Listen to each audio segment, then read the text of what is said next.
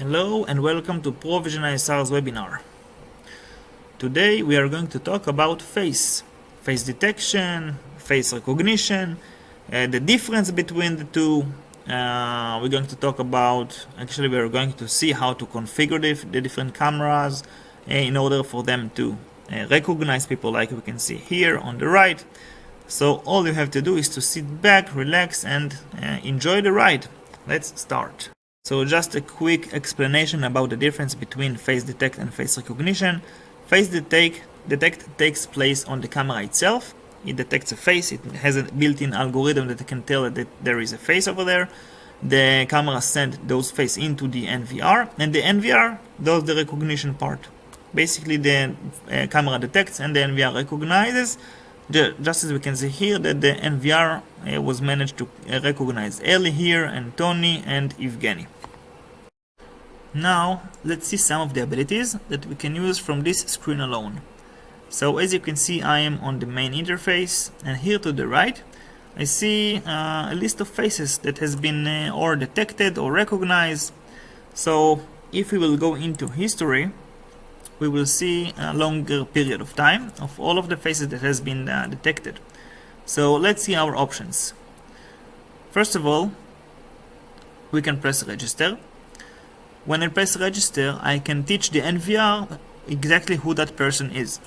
So we can give it a name, for example, and we choose whether it is a male or a female, give it a birthday, birthplace, ID type, ID number, mobile phone number, what number, serial number it will have, and associate it with a group. Now we are going to talk about group in a few minutes, so let's see what the other buttons do.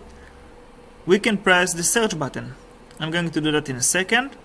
This button is the playback. So here we can see exactly the moment when this face has been detected. So let's give it a few more seconds and see. Okay, there we go. Next button that we have is the three dots. The three dots will open a small window which will allow me to scroll back and forth between the different face detections, not necessarily of the same person, as you can see. Okay, now let's do the search. So one press on the search button brought us to this screen. Here we can see to the left the photo that we have chosen, and to the right we can see all of the results from the different cameras. So we can see results from main passage camera, we can see result from a front door face camera. Here, of course, that when we press a photo we can see the video playing on the left side. Now this is a small portion, this is just a cutout of the face, but if we want to see the entire frame, then all we have to do is to press here, the scene button. Then we can see if something has changed, if something got stolen or broken or something has happened. Of course, we can search for yesterday, or we can search from the entire week, not a problem. Actually, the search is going on pretty fast. Let's take a look at it. Now, another cool thing that we can do is we have the ability basically to track a person's route. What exactly are we talking about? Let's go into the track feature right here. Now, as you can see, we can upload a map that represents the place that we are in, if it is a university campus or a gas station or a police station. So we can upload like a blueprint, like here, and we can scatter the cameras around. As we can see here, we have the sales desk camera, we have the front door desk camera. Now, each camera that is painted red, the wording is painted red, it means that it has records of the person that we have searched for. So one click on the camera, we can see the record from exactly that camera, and we can see the time and the video playing back. Now, if you think that cool, just wait for this one. If you press followed window, you will get the window to play next to the camera that has captured this record. So wait for a second. Okay, now the window is jumped to the main passage camera, because the main passage has captured this person. Now The next capture is also from the main passage, but you get the idea. Whenever a different camera captures those faces, the video will jump into that camera, so we can see intuitively what was the location of this person. Now, another cool option that we have is the ability to see visually this person's routes from the first time he got captured, which was near the front door camera, and to see the entire route he did for the entire day. So this can be extra efficient if we are searching for a person in a large place or in an entire city or something. Then we can see the entire route that he has done, if we want to catch someone or to know where someone has been to. A quick word about how to create it. All we have to do is to press edit a map, and over here very quickly we can load a map from the USB or do all of the adjustments we want with the required cameras. Now, another thing that we can do is let's go back to picture. We can search, we just search for one person, but what happens if you want to search for several persons? So all you have to do is to go into the snapshot gallery in this case. Of course, we're going to go through those things very in details in a few moments. So we can search for 1, 2, 3, up to 5 different faces, and we can search for them. Now, not only that, we're going to talk in a minute about the database. We can also search for an entire database. Okay, so if we select group is database, basically it's the same thing. Then we can search for an entire group. So if we're looking for one of our employees or one of our VIP clients that has passed near our store or something, then we can search for the entire group and see immediate results from today or yesterday or the entire week, as we said before. Of course, that for every one of the scenes that we have here, we can select the ones that we want to back up, and then we can back them up, of course, only by pressing backup, choosing our USB source, and choosing whether it is in a private or AVI. Of course, that if it's in private, we can give it a password. By giving it a password, we are actually complying with the requirements of the GDPR, if you've heard of, Global Data Protection Regulations, and no one but us will be able to open those files. Of course, for Snap also we can choose, and then we can back it up straight from here. Super easy. Now, since we have a recognition system, we thought about why not implement it into a face attendance system. So this system doesn't have to be set up at all. All we have to do is to go into it, search the required cameras, select the required groups, and of course you can see we can leave them all on. Select the results we want. We want the monthly results, the working hours Sunday till Thursday, and 8 to 5. So one press on the search button gives us a list of all of the persons inside of these groups. So let's see an example. For this person, we can see the first time it got captured and the last time, in the 1st of March. We can see the same for the 3rd of March, the 4th, etc, etc. Now, of course that we can export it. So after we export it into our USB file, we will have a CSV file which can be opened in Excel, and we can already send it to our human resource department, for example. Now, before we move into settings, I want to show you a new way on how to search, for example, for a face without even using face detection camera. So let's see. So I went into the playback a little bit, and we have here a good example. We see this camera. By the way, we can do that even in a live preview. All we have to do is to take a snapshot of a camera, surround this face, and click search by face. Now, immediately when I do that, I can access exactly the same screen I was in before, and you can just keep on working on just searching for a face in a camera. Now, straight from here, let's go into settings and see how we do all of those things. So all I have to do is to go into menu, settings, event, and analytics. Here in this menu, we can see that we are under face recognition. We can see 4 different menus: detection, database, recognition, and trigger. So we're going to go through one by one and explain. First, detection. Here under detection we can see a list of cameras to the right, and each and one of these cameras is capable of giving us face detect. If we have another cameras on the NVR which don't support this feature, then it won't show here.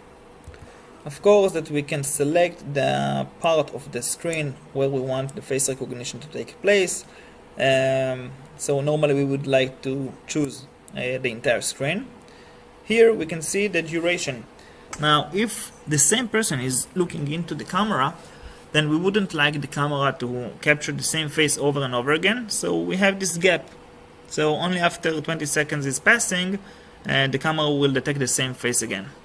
Save image to SD. If we have an SD connected to the camera, then the entire frame from the point the face has been detected, it will be saved into the camera. And saved object, it means that the camera will save only the face into the SD card. Area. In the area part, we can set the maximum and the minimum size of face to be detected. So if you press play, we can see it visually. You can see here that we can, of course, adjust the settings. Now the next thing that we're going to see, let me just uncheck box these things. Next thing is the trigger. You see here we have the trigger. Now this trigger mainly talks about, it refers to the detection from the camera that we have chosen, sales desk. Now we can choose different triggers for different cameras, of course. So basically it means that when a face gets detected in this camera, we can perform XYZ. So let's see what can we perform. First, we can control the number of cameras to record. So all we have to do is to choose the number of cameras we want to record, press this button and press OK. And the minute we do that, whenever a face gets detected, all of the cameras that we chose will start to record. Relay out or alarm out.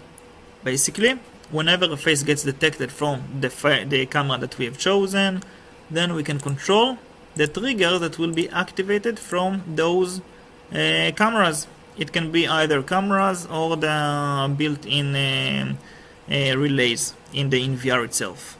So same principle, you just press it and then you can activate it.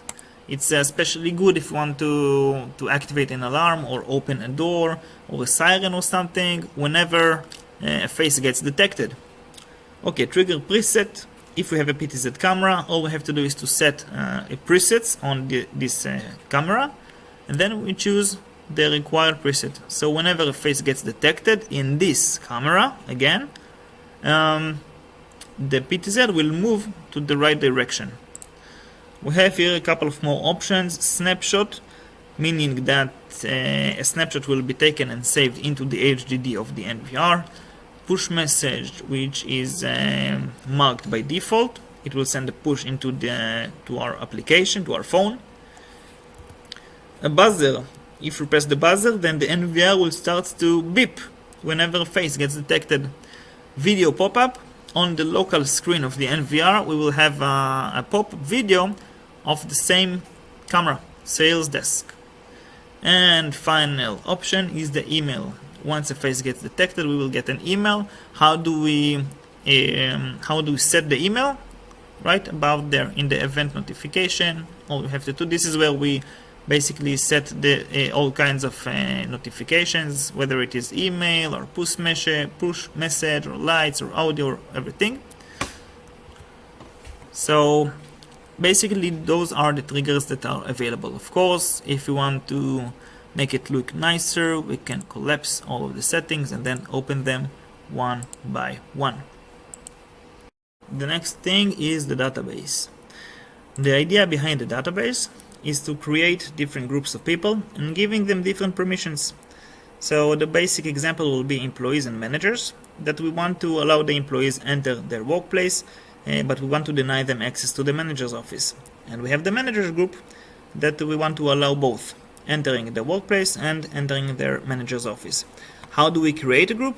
We just press add a group, give it a name, and then we will have it right here. So first thing we need to do is to add a face. So we have two main ways to add a face. First will be this, the snapshot gallery. All we have to do is to select the required camera. We can select all of them, no problem. We can select from when, day, week, or a month. And now all of those cameras are connected to our NVR and they detect faces. So we can see all of the faces that they have detected from today, of course.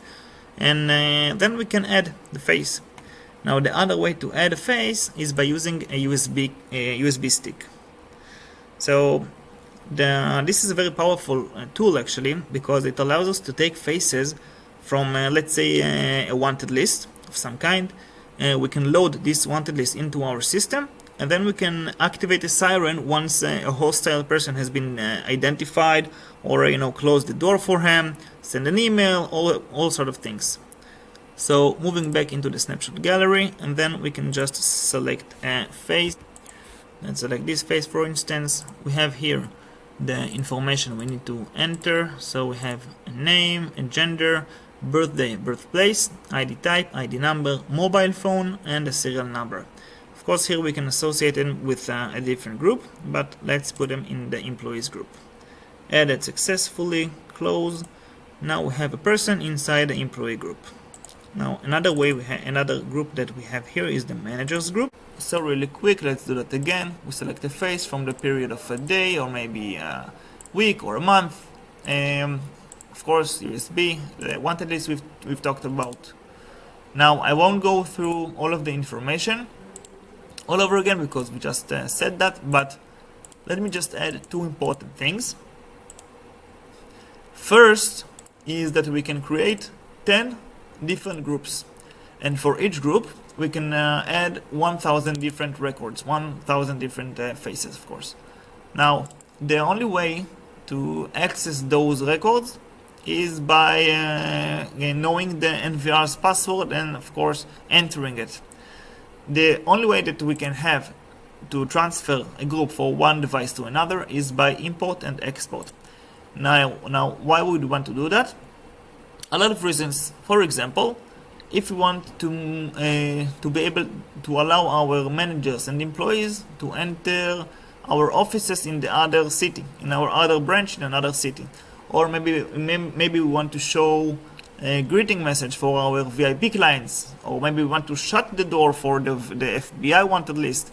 A lot of good reasons. So for conclusion, the database is the heart of the recognition system, which we are going to talk about next. This is where we can create and edit and delete the groups, and basically manage the entire database of our recognition system. The next thing will be the recognition. Now in the recognition we set the link between the camera and the group.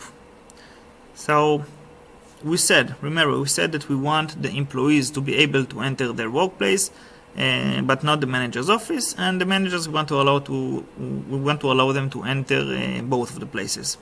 So first of all, let's go to the camera that captures the front door. So this is the front door face camera, and we want to allow it. First we want to enable recognition. It's already enabled, and now we have the employee group. So we don't mind that the similarity rate for employees will be 75% as well as the managers, because that if an employee is walking fast or a manager is walking fast, then the camera won't recognize it for 100%. It might recognize them for 80 or 90%. So it's okay because it's just the front door. We don't mind to get it open in a minimum of 75% of similarity. But when we're talking about the manager's office door, and this is the back counting camera, this is our example. First of all, we will activate, of course, the recognition, and for the managers group, which this is going to be the only group that will be able to open that door, we will set a similarity rate of 100%, so that if there is an identification of under 100%, even if it is a 99, the door won't open. So that allows us maximum security, and it prevents the door from being opened just by mistake. So what do we do from here? Next, we need to go into trigger. This is actually where the magic truly happens. This is where we set what happens when a camera detects someone from a group of some kind. So all we have to do is to add a new rule, okay, a new trigger. Then we would like to select the camera that captures the front door. Remember, we want to allow the employees to enter their workplace. So let's choose the front door camera. Then we set it to enable, identify persons, and then we edit the schedule. Do we work 7 days a week? Do we want the camera to open that door all the time? Or do we want to select a different schedule, which, by the way, we can create our own right here in edit schedules. So we are working for 5 days a week. Group, we have to choose the right group, the employee group. This is where the link actually happens. When the front door recognizes someone from employee group, which we remember has a similarity of 75%, then we will activate what we want. So we have a couple of options here. Now, if we'll check enable alarm output pulse, that will open the door. If we have a door that connected to that camera, we can prompt a text. So whenever someone from that group gets identified by the camera, then we will have a text, welcome to our offices, for example. We can have a push notification to be sent into our phones. We can make the NVR beep. We can activate a video pop-up if we have a screen connected to the NVR. Of course, the video will belong to that same camera. We can have an email sent. So this can be good in case that someone hostile from the wanted list that we mentioned before has showed up. Then we will get an email. Message box pop-up, meaning that a message will pop up into the NVR, and of course we will have to press OK. So that was how we set the front door face to open the door for the workers, okay, the employees. Now we're going to add another rule for the managers. So first of all, let's take the camera that is belong to the manager groups, which is back counting. Now same as the other trigger that we made, we'll set it to enable, to identified. In this case, a manager might come into their office even on Saturday or Sunday. So we will choose 24/7. We will choose managers. Now, because we determined that the similarity rate will be 100%, then this link will only exist, will only actually happen when someone was identified for 100%. And the trigger, same as before, we'll choose, for example, the enable alarm output pulse. So the manager's office will open only when a manager has been identified by 100%. Apply, and we are all set. Now let's show a quick example for exactly how does that work. So first of all, I've entered the database in a few seconds and added myself into the employees group. So now I want to determine that when the camera behind me detects me, I want to say a small greetings. So we will go into recognition. By the way, this is the camera that sits behind me. It's second floor. This is the name of it. First, we make sure that it is enabled, like we did before. And then we will add the required trigger, as we remember. So we will select the required camera, second floor. We want everything to be on, enable, and recognition is on also. Schedule for always. What is the group? The group is employees. We want that whenever that camera recognizes someone from employees group, which I'm in, then we will have a text. So I've skipped the time a little bit to not make you wait while I am typing have a good day. Then all we have to do is to press enter and OK. Now once I press apply here, then the rule is activated. So now let's go to the main screen. Take a look to the right here where my mouse is, and I will quickly go and let's see how it works.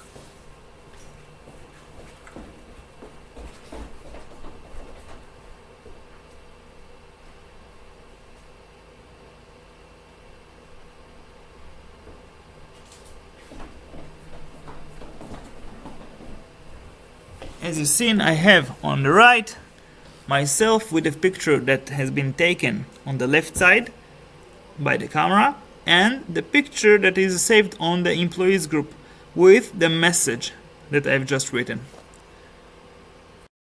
So all of that we have done strictly by going into settings, analytics and triggers. That was the face detection and recognition webinar.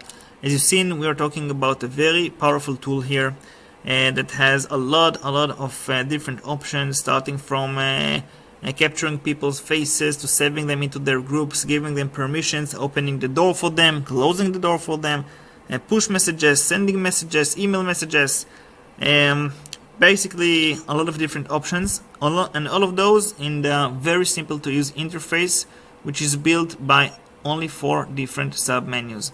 So I invite you to try it for yourself, see how easy it is to set, and hope to see you in the next webinars. I was David, thank you. Have a good day.